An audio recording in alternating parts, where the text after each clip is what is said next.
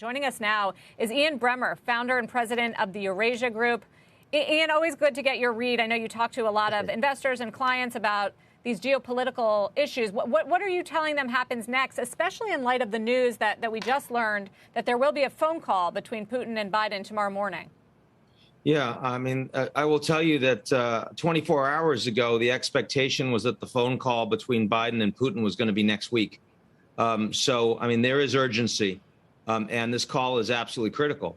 Diplomacy with the Russians, not just between the Russians and the United States, but with the Russians, the EU, the Russians and the NATO allies in the last 48, 72 hours have not gone well, frankly. Macron's trip to Moscow was ineffectual. The British foreign secretaries was absolutely shambolic. And that we are not seeing a Russian government that is looking like they are moving towards accepting what's been put on the table by the Americans and NATO allies so far. And, frankly, that means that if Putin requires an outcome that is going to address some modicum of his security concerns in Ukraine and Europe, he needs to be taken more seriously on the ground, especially by the Ukrainian president. Frankly, that probably means some level of escalation. What exactly that escalation looks like and when it happens, of course, are massively important for the markets and a big question right now. So what is your expectation? And along with that, retaliation in the form of very severe sanctions on Russia?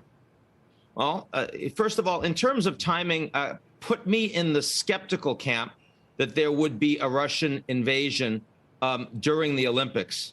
The Chinese government has made very clear that they continue to view Ukrainian sovereignty as important. They told that to Putin directly. That was the joint statement. I mean, the fact is that the Chinese consider Crimea a part of Ukraine, and they want the Minsk dialogue to be the outcome for the occupied territories in Donbass.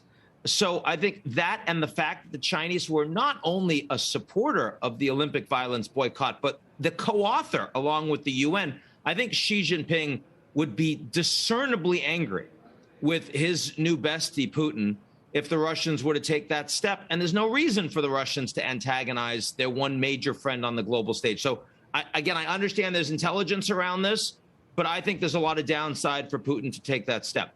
Furthermore, there's a very big difference between the Russians taking steps of military escalation and a full-on invasion, the latter of which would lead to a massive and unified American and European response.